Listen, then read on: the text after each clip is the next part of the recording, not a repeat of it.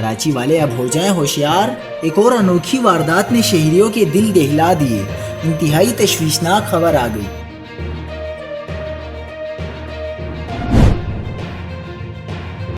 تازہ ترین ویڈیوز کے لیے چینل کو سبسکرائب کر کے بیل آئیکن اور آل نوٹیفیکیشن پر کلک کریں۔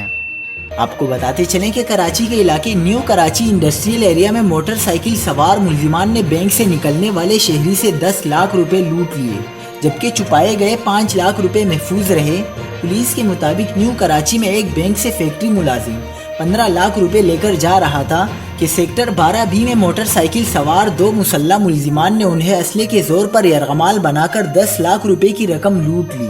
ملزمان مبینہ طور پر فیکٹری ملازم کے پیچھے بینک سے لگے ہوئے تھے۔